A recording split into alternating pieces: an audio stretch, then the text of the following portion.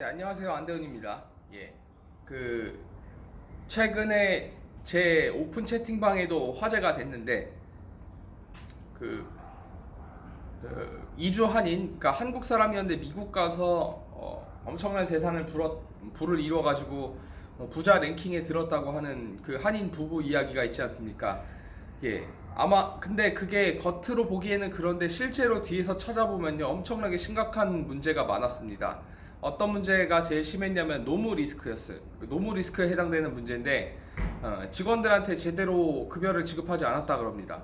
그리고 거의 뭐 이런저런 이유로 노예 부리듯이 했다가 엄청나게 고소를 많이 당했다는 기사가 있는데 다 저기 미디어 그룹을 매수했는지 모르겠지만 다른 기사를 더 많이 송출해가지고 그 기사가 노출이 안 되게 막아놨더라고요. 예.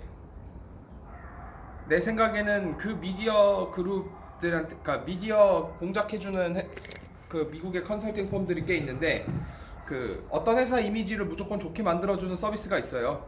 특히 미국엔 그게 심한데 소셜 미디어 서비스보다 더해요. 그러니까 트럼프 대통령이 당선될 때 썼던 소셜 미디어 서비스는 그렇게 더러운 노릇은 안 하거든요. 소셜 미디어는 그런 공작이 안 통하거든요. 그런 공작이 통하는 소셜미디어는 이미 다 멸종이 됐거든요. 살아남은 소셜미디어는 그런 게 없고 기존 언론은 아직도 기사 개수를 계속해서 밀어내갖고 어떤 회사에 좀 불편한 이야기가 나오면 기사를 더 많이 송출해버려갖고 그 기사가 노출이 안 되게 만들어버릴 수가 있습니다. 근데 그걸 정말로 열심히 했더라고요. 근데 문제는 그게 아니고요. 그냥 하나예요. 어페럴 하시는 분들이 한국에서 했던 그 장사 방법으로 미국에서 될 줄 알고 가는데 절대 안 됩니다.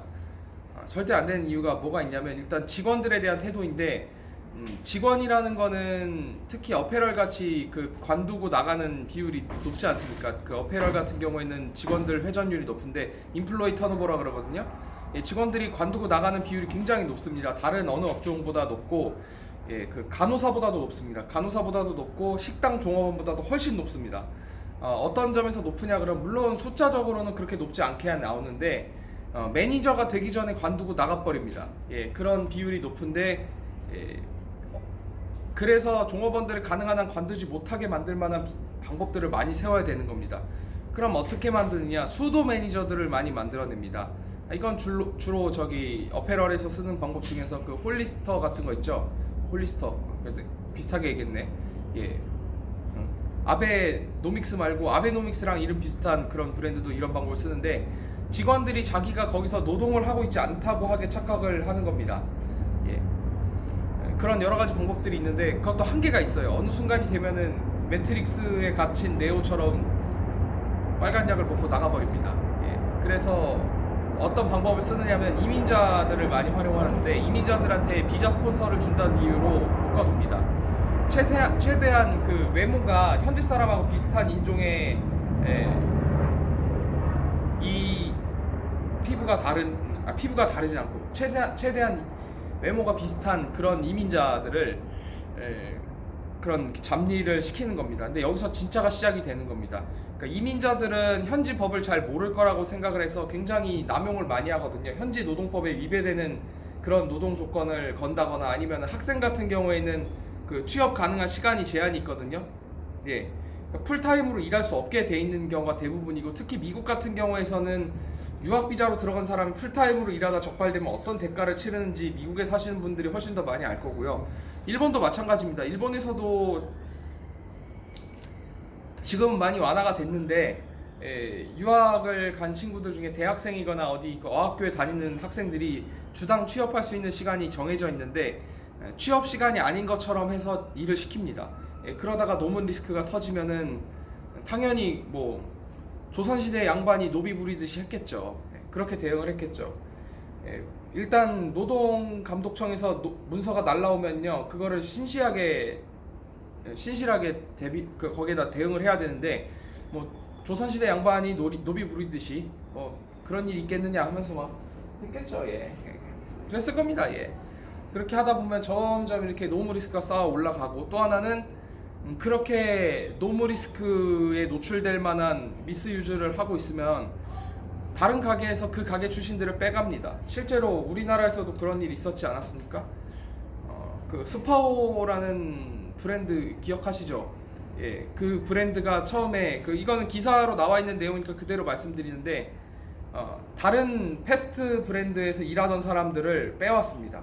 그래서 영업을 시작했습니다. 다른 패스트 브랜드들에 서 일하던 종업원들이 거기서 이제 근로 조건이 좋지 않으니까 불만이 많잖아요. 그래서 그 친구들을 데리고 와서 시작을 했습니다. 스파오가 처음에 기업을 할 때. 예. 이런 일이 일어나게 되면은 창사 이래 10몇 년간 또는 20년간 쌓아왔던 그런 노하우들 한순간에 경쟁자가 다 탈취를 해버리죠. 그래서 어페럴 쪽은 누군가가 굉장히 새롭고 특별한 걸 한다고 하는 순간 다 망하는 겁니다. 그렇게 하는 순간 옆에서 바로 다 복사를 해버리거든요. 또 미투 제품이 계속 나오는 겁니다. 그 어느 업계보다 가장 치열합니다. 네, 미투 제품이 정말 많이 나오기 때문에 버티기 힘들었을 겁니다. 직원들에 대한 태도를 잘못 가졌기 때문이죠. 직원들은 퇴근하면 손님입니다. 근데 그런 기초적인 원리에 입각하지 않고 조선시대 양반이 노비 부리듯이 했을 겁니다. 왜냐하면 자기는 젊었을 때 개고생을 했기 때문에 너네들도 무조건 고생을 해야 된다라는 걸로 나가는 겁니다. 자기가 겪은 고생을 왜 젊은 세대한테 그대로 이어주려고 그러죠? 고생 중에서도 해야 되는 고생이 있고 하지 말아야 될 고생이 있습니다. 해야 될 고생은 하게 하는 건 괜찮은데 이상하게도 하지 말아야 될 고생, 그러니까 법률 어겨가면서 어떤 일을 한다든가 하는 식으로 해서 계속해서 밀어 제끼는데 그러다가 결국에는 노무 리스크가 터지고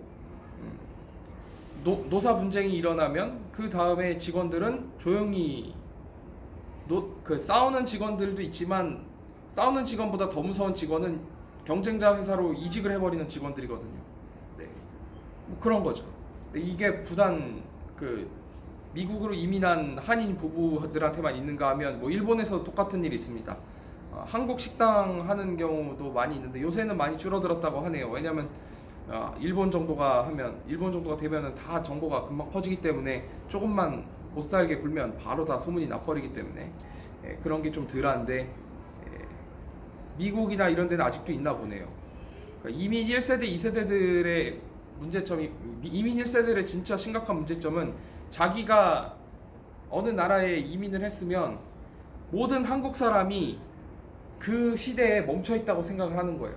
그러니까 아직도 한국 사람들 수준이 1980년대 내지는 90년대에 멈춰 있다고 생각을 하고 그때나 통하던 손찌검이라든가 그때나 통하던 임금 체불이라든가 아니면은 직원들한테 미리 돈을 내고 나중에 월급 줄 때 돈을 같이 줄게 같은 말도 안 되는 소리를 한다든가 월급 줄 때 돈을 같이 줄게 하는 것이 얼마나 리스크가 큰지를 모르고 그런 걸 하나 본데 직원으로서는 그걸 아는 직원들은 절대 그런 거 안 합니다. 왜 안 하냐면 월급 줄 때 같이 준다라는 식으로 나가면 나중에 어떤 문제가 나올 수 있느냐, 급여 명세서가 제대로 작성이 안 되는 직장 같은 경우에는 회사를 위해서 지출한 경비가 내 개인적인 소득으로 잡혀버리는 수가 있기 때문에 아는 직원들은 회피를 하죠. 법인카드 달라고 합니다. 그럼 이제 또 네가 뭔데 법인카드를 달라고 하느냐 가지고 또 싸움이 시작되죠. 그런 쓸데없는 규칙을 지키고 직원 개인의 적법한 절차를 통해서 업무를 집행하고자 하는 일이 있어가지고 절차를 지켜주십시오라고 하는 이야기가 나오면 이 직원이 나를 공격한다고 생각하는 좀 모질이 사장님들, 그러니까 중고등학교 때 학교에서 공부 똑바로 안 하고 대학교는 나왔는지는 궁금하지도 않고 대학교를 나왔다면 어떻게 고등교육을 받은 사람이 기초적인 주법 정신이 없는지 궁금한 수준의 행동을 하면 결국엔 그게 쌓여가지고 어떻게 되겠습니까? 계속해서 자기 안 망하는 티를 내려고 하는데 제가 은행원으로서 문 닫기 직전이나 파산하기 직전에 손님들의 행태를 많이 보는데 똑같은 일이 뉴스 기사만 봐도 다 파악을 할 수가 있습니다. 망하기 전 징조가 몇 가지 있거든요. 그런 것들이 다 나옵니다. 그러니까 뭐 할 수가 없죠. 신화는 신화였을 뿐이죠. 왜요? 신화는 거짓이거든요. 그래서 신의 이야기라고 하는 겁니다. 신화는 거짓이거든요. 신화는 거짓입니다. 오래 가지 못하고 실현될 수 없는 겁니다.